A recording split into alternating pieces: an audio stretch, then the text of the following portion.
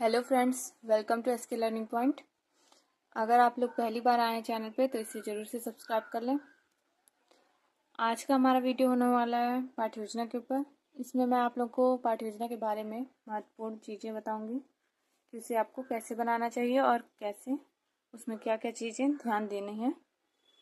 तो चलिए यहाँ पे हम शुरू करते हैं।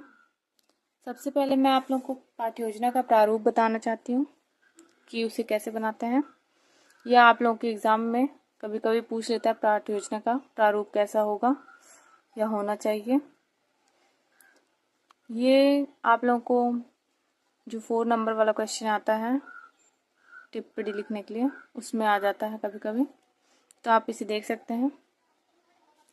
उसमें आप लोगों को पाठ्य योजना का प्रारूप बस बना के दिखाना होता है, फॉर्मेट कि किस तरह से आप लोग बनाते हैं। कोई भी कुछ बच्चे नहीं समझ पाते हैं उस क्वेश्चन को कि क्या लिखना है उसमें, तो इस बात को आप ध्यान में रखिएगा।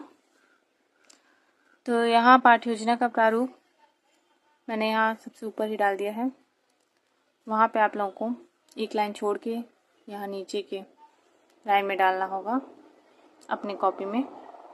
कॉपी में किस तरह से लिखना है इस बारे में मैंने ऑलरेडी एक वीडियो बनाया हुआ है, आप उसे जाके देख सकते हैं। एग्ज़ाम की कॉपी में हम लोग दूसरे तरह लिखते ही हैं, आप लोग जानते ही हैं ये बात। तो चलिए शुरू करते हैं। पाठ्य योजना सबसे ऊपर हम लोग डालते हैं, ठीक है। उसके बाद अगर आप लोग आदर्श पाठ्य योजना बना रहे हैं तो वहाँ पे उसके अकॉर्डिंग आदर्श पाठ्य योजना डाल देंगे, ठीक है। या पाठ्य योजना संख्या 1, पाठ्य योजना संख्या 2, या केवल पाठ्य योजना एक ही पाठ्य योजना अगर आप लोग ले जाके दिखा रहे हैं तो केवल पाठ्य योजना डालेंगे, ठीक है। इसके बाद आपको अपना नाम, छात्राध्यापिका, छात्राध्यापक इस तरह से लिखना होता है। अपने विद्यालय का नाम लिखना होता है। अगर आप किसी और जगह पे टीचिंग करने जा रहे हैं जहाँ आप लोग का टीचिंग लगा हुआ है इसलिए बना रहे हैं तो वहाँ पे प्रशिक्षण केंद्र का नाम भी लिखना है। ये सब आपके ऊपर है। अगर लिखवाया जाता है अपने कॉलेज में आपके तो लिख लीजिएगा। इसके बाद उसका नाम लिखने के बाद उसका एड्रेस भी कहीं कहीं लिखना होता है कि कहाँ पे है वो कॉलेज, तो वो भी लिख दीजिएगा। इसके बाद आपको दिनांक, कक्षा, वर्ग, विषय इस तरह से अपने कॉपी में लिखना होता है। ये मैं आप लोगों को कॉपी में लिखने के लिए बता रही हूँ कि किस तरह से लिखना है। वहाँ पे पढ़ाना कैसे है जाके ये मैं आपको दूसरी वीडियो में बताऊँगी, वहाँ पे कैसे कैसे क्या क्या करना है जाके। तो इस तरह से सारे पॉइंट्स को डाल देंगे। इसके बाद से प्रकरण डालेंगे, ठीक है। प्रकरण में जो भी प्रकरण होगा हमारा उसे डबल इन्वर्टेड कॉमा में क्लोज करके ही लिखेंगे, ठीक है।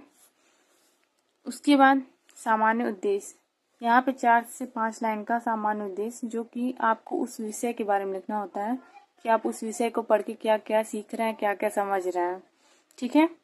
इसके बाद विशिष्ट उद्देश्य, विशिष्ट उद्देश्य में जो टॉपिक हम पढ़ते हैं उस टॉपिक से रिलेटेड हमें क्या ज्ञान प्राप्त हुआ, सबसे पहले ज्ञान जो प्राप्त होगा उसके बारे में ज्ञानात्मक उद्देश्य, ठीक है, लिखेंगे। इसके बाद बोधात्मक, ये जो है विशिष्ट उद्देश्य ये ब्लूम टेक्सोनॉमी के अकॉर्डिंग है, ज्ञानात्मक, बोधात्मक, क्रियात्मक। जैसे कि हम लोग कुछ भी सीखे तो सबसे पहले उसके बारे में ज्ञान हम लोग को अर्जित हुआ, ठीक है। ज्ञान अर्जित करने के बाद हम लोग क्या करते हैं उसको समझते हैं, उस टॉपिक के अंदर की जो भी चीज़ें हैं उन चीज़ों को समझेंगे, उसका वो बोधात्मक उद्देश्य हो जाएगा, ठीक है। इसके बाद क्रियात्मक उद्देश्य में वो उद्देश्य आएगा जो हम लोग, जैसे हम लोगों ने सबसे पहले आप लोग समझ सकते हैं, सबसे पहले किसी चीज़ को समझें, समझने के बाद हम उसे जब अपने काम में उतार लेंगे, क्रिया में उतार लेंगे तो वो क्रियात्मक उद्देश्य हो जाएगा कि इसका प्रयोग कैसे करेंगे इस चीज़ का, ठीक है। जैसे आप लोग जानते हैं कि हमें सबसे पहले आप लोग को कोई टीचर बताती है कि आप लोग को पानी ज़्यादा पीना चाहिए, ठीक है। इसके बारे में आप लोग को पता चल गया, फिर उसको समझा देगी कि पानी ज़्यादा पीने से ये होता है, ये होता है, ये फ़ायदा होता है। फिर उसके बाद जब आप लोगों ने पानी ज़्यादा पीना स्टार्ट कर दिया तो वो आपने क्रिया में उतार दिया, ठीक है, तो वो हो गया क्रियात्मक उद्देश्य, ठीक है। तो इससे इस ज्ञान की प्राप्ति से आपकी क्रिया में क्या बदलाव आएगा उस टॉपिक के, ठीक है, उस टॉपिक को पढ़ने के बाद आपकी क्रिया में क्या बदलाव आएगा वो है क्रियात्मक उद्देश्य, ठीक है। उसके बाद सहायक सामग्री, टॉपिक को समझाने के टाइम पे क्या क्या चीज़ आप लोग सहायक सामग्री के रूप में यूज़ कर रहे हैं। जैसे कि मैं आप लोग को समझा रही हूँ, तो यहाँ पे मैं कॉपी रखी हुई हूँ, पेन है हाथ में, उसके बाद मैं आप लोगों को समझा रही हूँ। उसी तरह से जब आप लोग बच्चों को समझाएंगे, वहाँ पे आप लोग अपना TLM लेके जा रहे हैं या चार्ट पेपर लेके जा रहे हैं या और कोई चीज़ फ्लैश कार्ड वगैरह बनाए हैं, तो किस चीज़ से आप लोग वहाँ पे समझा रहे हैं बच्चों को, इसके बारे में जब हम लोग जानते हैं तो वो हम सहायक सामग्री के बारे में लिख देते हैं। ठीक है, चौक, डस्टर, बोर्ड, ये सब का यूज़ तो करते ही हैं। ठीक है, इस तरह से लिख देंगे।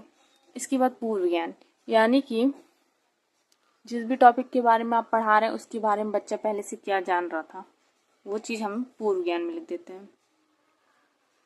चैनल पे और भी कई सारे पाठ्य योजना मैंने अलग अलग टॉपिक्स पे डाले हुए हैं, तो आप लोग उसे देख करके समझ सकते हैं कि क्या लिखना होता है। ठीक है, यहाँ पे ये मैंने बस आप लोग को समझाने के लिए लिख दिया है। इसके बाद प्रस्तावना के प्रश्न। प्रस्तावना के प्रश्न में 3 से 4 क्वेश्चन से ज़्यादा नहीं बनाना है।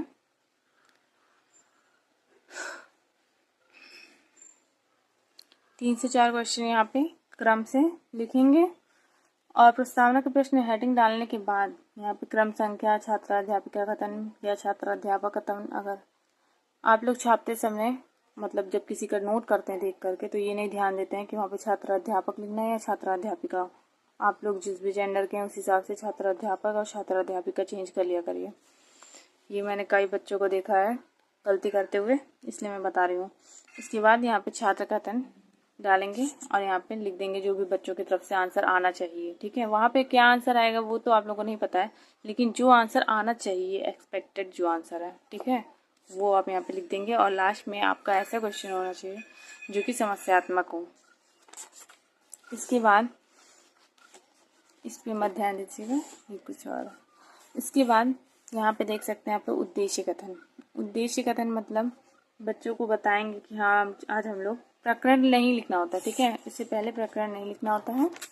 इसके बाद हम लोग उद्देश्य कथन बोले, बच्चों आज हम लोग मिट्टी के प्रकार के बारे में इससे कथन करेंगे, मान लीजिए। ठीक है, ये मान लीजिए हमारा प्रकरण का टॉपिक है। ठीक है, प्रकरण है, तो ये जब हम लोग उद्देश्य कथन बोल देंगे उसके बाद हम लोग जाएंगे बोर्ड पे जाके प्रकरण का नाम डबल इन्वर्टेड कॉमा के अंदर लिख देंगे। ठीक है, इसके बाद प्रस्तुतिकरण।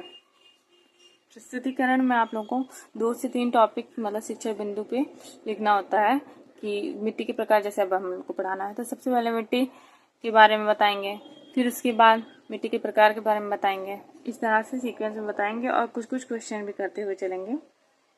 तो इन सब बारे में मैंने ऑलरेडी आप लोगों को बताया हुआ है अलग अलग वीडियो में।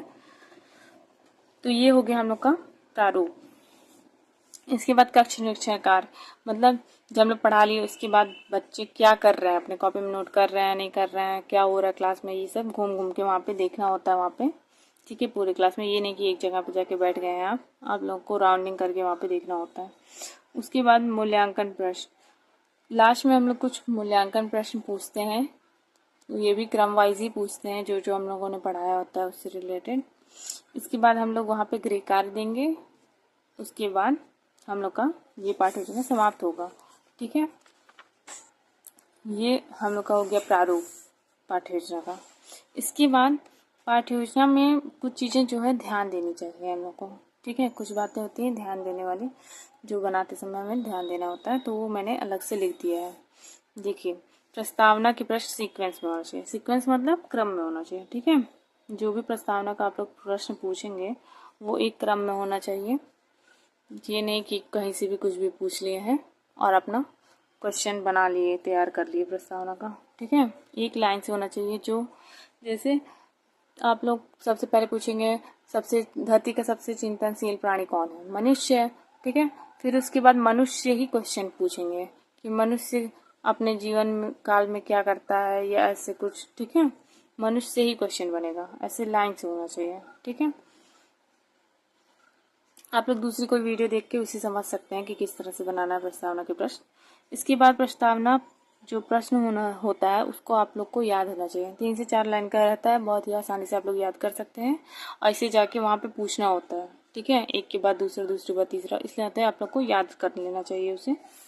उसके बाद ब्लैक बोर्ड पर प्रकरण को बाद में लिखेंगे। हाँ, तो ये चीज़ जो है काफ़ी बच्चे मिस्टेक करते हैं, जाते हैं और ब्लैक बोर्ड पे गए, बोर्ड पे जाके खड़े हो गए।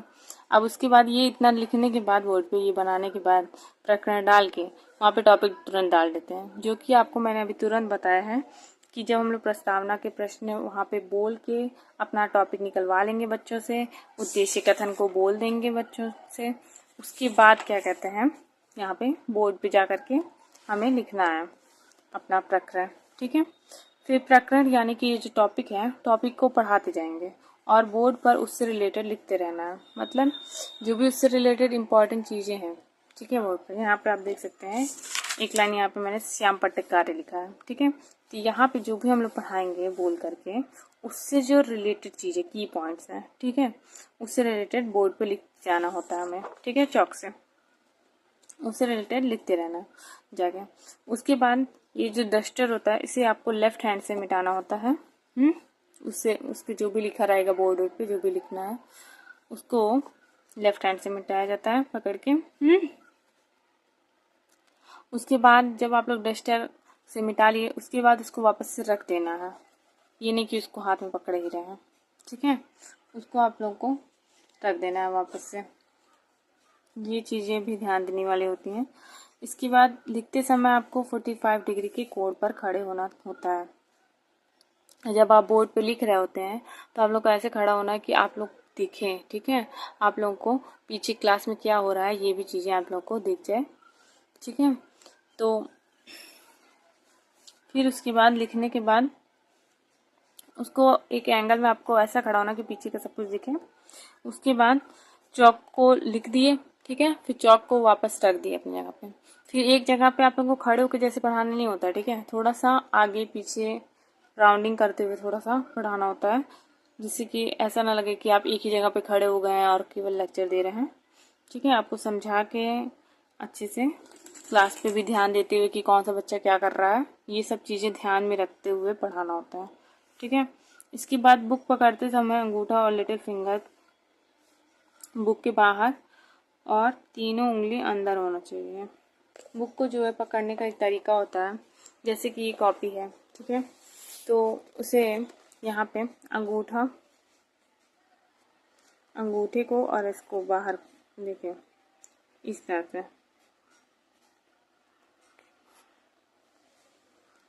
देखिए ऐसे करके पकड़ना होता है। ठीक है,